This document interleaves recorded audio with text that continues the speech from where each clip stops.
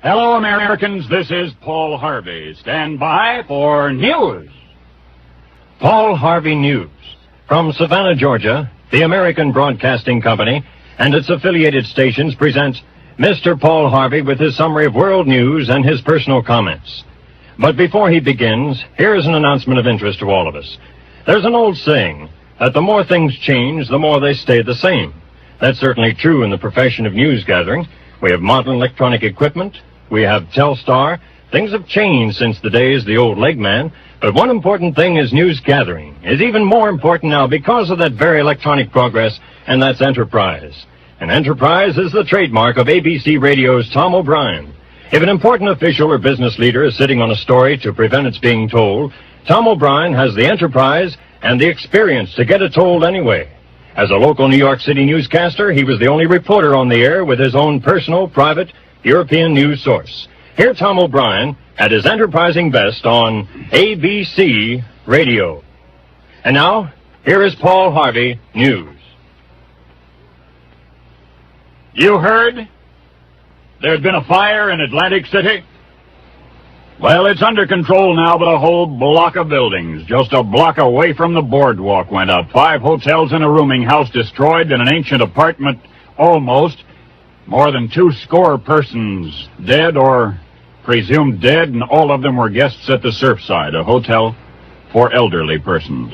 In the spotlight, Detroit's Tigers sure enough did it. Traded slugger Rocky Colavito to Kansas City.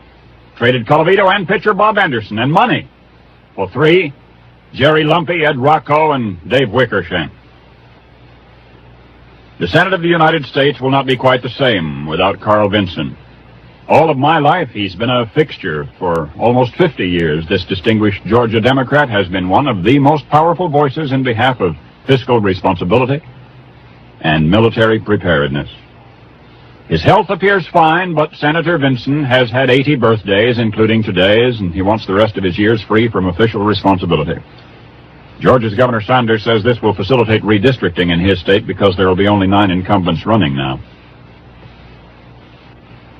Glenda Unterreiner, Secretary, 26. Moved from St. Louis, Missouri to New York City 6 weeks ago. Last night, she sat in front of her mirror, tiring her hair in her furnished room in Queens, and suddenly slumped over dead from a sniper's bullet through the window. The window through which the bullet came faces the Long Island Railroad tracks. Yale's Professor Barghorn back home in Connecticut says he was not spying in Russia, that there was no justification for his arrest and detention, says he was interrogated incessantly. At the same time, 11 Soviet scientists are today on an inspection tour of our National Atomic Laboratory in Oak Ridge, Tennessee. Havana, ouch, communism hurts. They didn't tell us it was going to be like this. When Fidel Castro was leading his rebels down from the hills, he told them they were fighting Batista and the United Fruit Company and the imperialists of the United States. He promised all these things the rich people had, we the workers, one day will have. But he forgot to tell them they'd have to keep working. He neglected to explain that the rich people got rich the only way there is to get rich, by working, and this puts a different complexion on the revolution. The leisure-loving Latin who loves to sit in the shade or play in the surf saw the rich people languishing on the Veradero beaches and dreamed that this would be his life after the revolution. But now, well, Cuba is desperately hungry, a universally needy nation. They took it away from the rich people, all right, so now everybody is poor. And today the brutal taskmaster of the revolutionary government, Minister of Industry, Che Guevara, decrees longer hours with less pay in the cane fields and no malignery.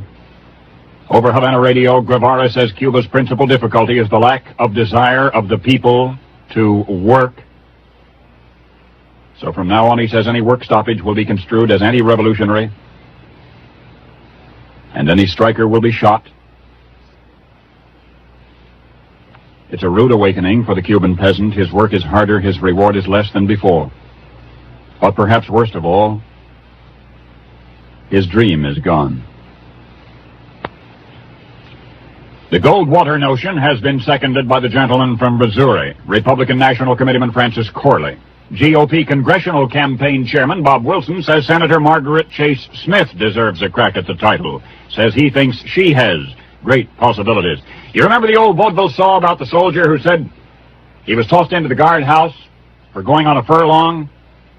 And his friend said, "You mean a furlough?" And he said, "No, a furlong." He says, "I went too far and stayed too long." Today, the Pentagon decreed a new limitation on travel restrictions for active duty servicemen. Too many have been trying to cover 1,000 miles on a brief leave, and it required dangerously fast driving. So now they've limited the furlong. The Navy, for example, says 300 miles is a reasonable par for a 3-day pass. How about that chap in New York? Stamp collector walked into the UN building a few months ago and bought 50 of the new 4-cent stamps, housing and urban development stamps, for $2. Sold them for $10,000. He noticed after he got home that they had an imperfection. The black color sections and the commemorative inscription were missing, and the firm to which he sold the stamps for $10,000 will resell those 4-cent stamps for $390 each, or a total of about $20,000.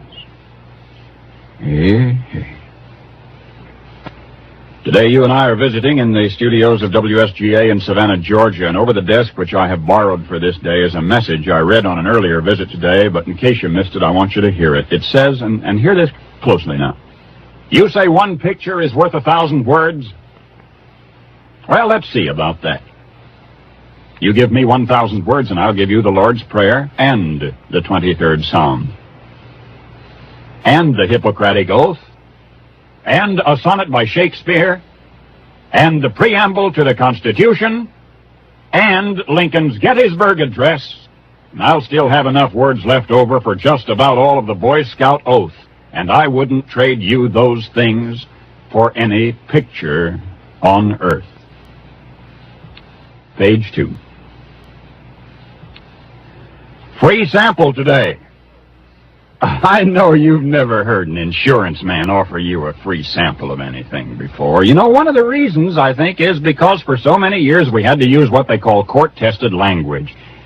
And so you had to have a Philadelphia lawyer sitting at your elbow before you could understand an insurance contract, and it wouldn't have made any sense for an insurance company to offer you a free sample. But now a policy has been written. It's part of the White Cross plan by Bankers Life and Casualty Company of Chicago. A policy has been written, the GR 739, which is so simple it's just about 250 words long. About one typewritten page. Easy to understand words. I can. Anybody can. Please let me see that you get a free sample of the policy. A free sample policy. You're not asked to buy it now, just to look it over, because it sounds too good to be true unless you see it in black and white. I'll see that you get one if you'll just write for your free sample policy to Paul Harvey, Box 6906, Chicago. This is Savannah, Georgia. It has been 7 years since I was last here. Some cities to which you return after a year or so are hardly recognizable anymore. Everything is uncomfortably unfamiliar. In Savannah, everything is comfortably familiar. Oh, there is some newness hereabouts, big upgrading of port facilities, but in Savannah the emphasis is not on newness. I spent last week in our nation's hard-riding, hairy-chested Southwest, out where men are men and everything has to be the newest and the biggest and the most expensive to be the best. This is Savannah, Georgia, where women are ladies and nothing else is worth hardly anything at all unless it's more than 100 years old. Where the new West is stimulating, the old South is refreshing. If the skylines are lower, the pace is slower, the pressures are less. Here and now, as 7 years ago, there is most interest in the restoration and preservation of ancient landmarks. I'll be speaking here tomorrow night to a Freedom Forum at Savannah's City Auditorium. Between now and then, looking about and listening and relaxing in the park-like atmosphere of a city where the streets detour around the trees. Here as elsewhere, Dixie is wrestling with its conscience these days. Here, where tradition is almost everything, the philosophical tradition is conservative. The political tradition is Democrat. And the two are on a collision course. Everybody still wants to be conservative. everybody still wants to be a Democrat, and you can't be both anymore. It's a hurtful thing for an outsider to watch. It spawns compromise on the one hand and extremism on the other. Here, where a piece of furniture is made more precious by the scuffs and scars which are the patina of time, folks prefer their country and their political party and their society imperfect, without modification, modernization, homogenization. They don't think their old Constitution needs a Formica top. You familiar with the Route 66 television program? The cast and crew of this TV show are on location in Savannah this week. I breakfast with most of them in the mornings. They're shooting scenes for upcoming episodes and getting an early start these days because all of them want a little time off for Christmas if they can. But as I say, they're shooting scenes for their television program around the town, upsetting nobody. I mean, the stars and the starlets of the series go about their play acting almost unnoticed, or arousing only the most casual curiosity. This is Savannah, Georgia, and it always will be. Here is a potpourri of the day's news from page 3. Oh, in Nashville, Tennessee, Albert Henry Stone fell asleep at the wheel and his car ran through a busy intersection and jumped a curb and tore down a fence and bounced off 3 buildings before it stalled out. You know Henry's unhurt, but awake. Another thing you might have missed, there's a note on the placemat in a restaurant in Covington, Kentucky, which says, quote, 4,076 people last year died of gas. 29 inhaled it, 47 put a match to it, and 4,000 stepped on it. In a car wreck northwest of London, England, the Duchess of Bedford has suffered a concussion, and her 20-year-old daughter is all terribly smashed up. In Tampa, Florida, President Kennedy predicts that you and I will fly routinely. You and I will fly in space at 15,000 miles an hour.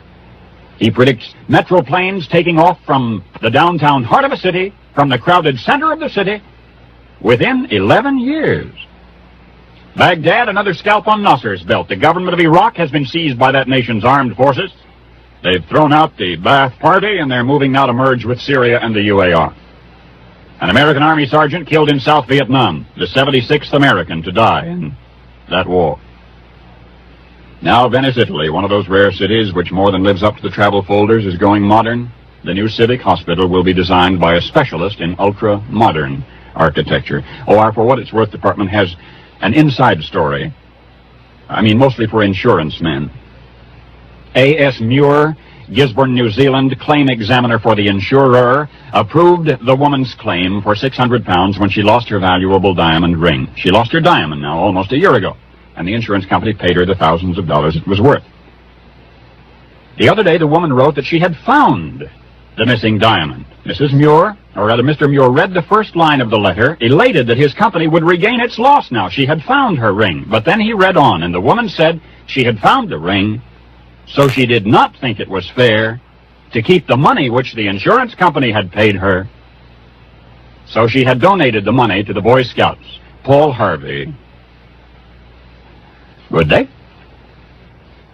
Win, lose, or draw, it's always a great day for the Irish when the Notre Dame football team takes the field. Being human, the Irish would rather win, but they'd rather lose to a stronger opponent than win from a weaker one. This year, as in other years, the Irish play a formidable schedule as any college team in the country. Every Saturday, the Notre Dame game represents an intersectional battle of national interest. And every Saturday, ABC Radio brings you every moment of the action, plus all the crowd excitement and color. Jim Gibbon is a vivid man with a play-by-play description, and affable Moose Krause shares all the crowd excitement with you. Before and after the Notre Dame game every Saturday, Howard Cosell fills you in the football picture all over the country, with final scores after each Notre Dame game. For college football enjoyment at its keenest, listen every Saturday to ABC Radio. Paul Harvey News will be heard tomorrow at this time over most of these stations with a summary of world news and his personal comments. This program came to you from Savannah, Georgia. This is the ABC Radio Network.